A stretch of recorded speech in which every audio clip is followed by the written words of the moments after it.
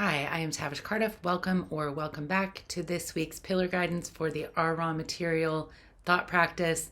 We are in Emotion Week, so we're talking about the pillar of emotion, and we are talking this session from my experience. So I'm just going to go ahead and talk about the emotion that I've been personally experiencing this week, which is a lot of, number one, it was my mom's birthday, second birthday without my dad. So rallying around her because she has been such an example of being super present with her emotions and also being authentic and real in who she is, aware that she's moving on, and also holding my dad in all these great ways every day. So it makes me emotional just to think about the ways that she holds love around him, even as she's still grieving and wishing he was still here.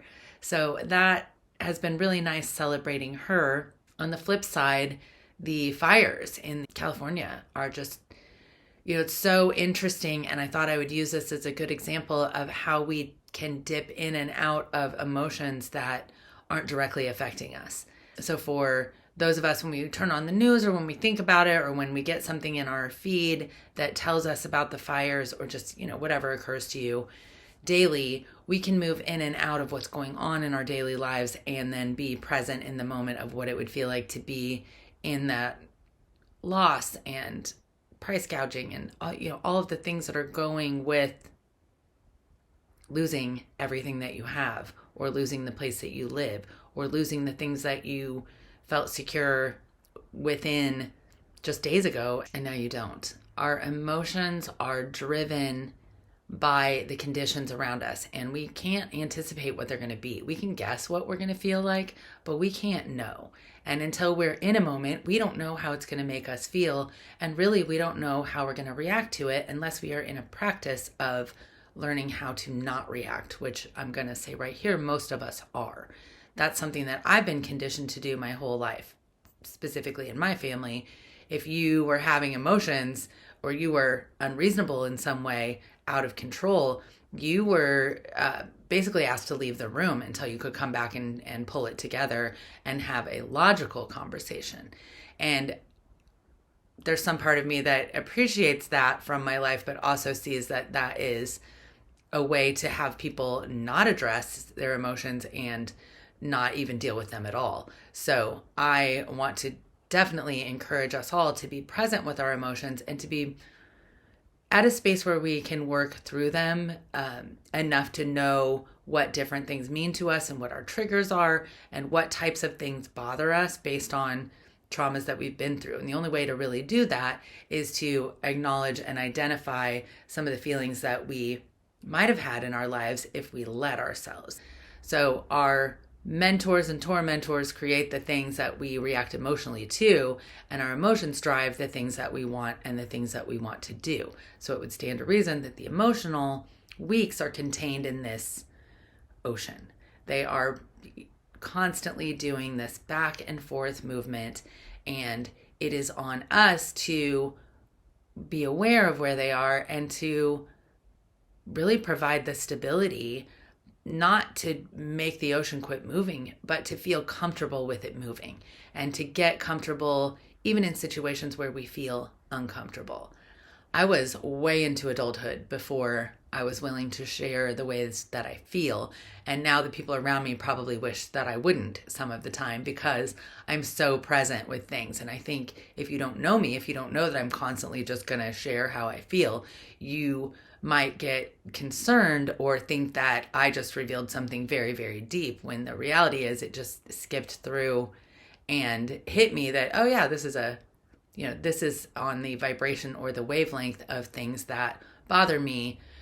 And that roots back to this thing in my childhood that made me upset to begin with that I never really got resolved. Because again, I didn't get to say how I felt much when I was a child.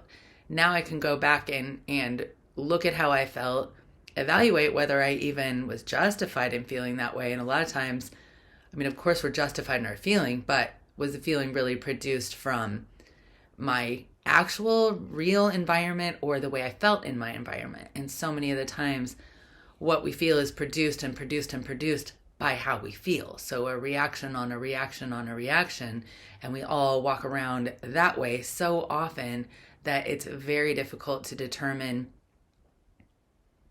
when we are being logical or when we aren't. And a lot of times screaming for logic while we are crumbling under emotion is a state of being. Emotions are always a good place to check our weather.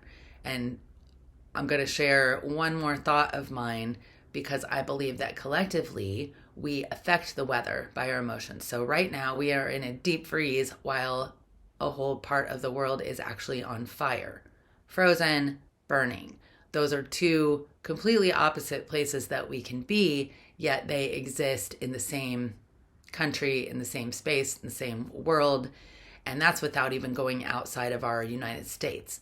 That's without taking into account the weather that is happening all over the world in different places, whether that be the actual physical weather or the emotional things rising up. I can't imagine the emotions that are running through the Gaza Strip right now, or running through Israel, or running through the people who are hoping, praying, wishing that there will be an end to not knowing what comes next.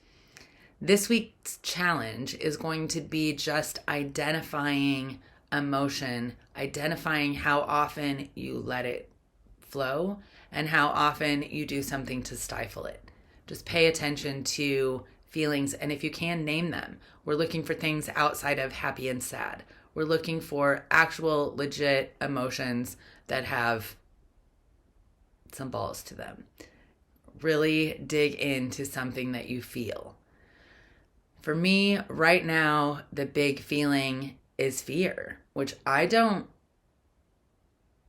play into fear a whole lot, but given just the way everything is, and we've been shut in with the cold and watching the news and tight, I realize that I need to do a whole lot more breathing to feel myself clear and free, and my emotions to move through free and clear, rather than sitting in fear and kind of pushing away and shutting out those feelings, because it's really uncomfortable to dig into what it would feel like to lose everything around me.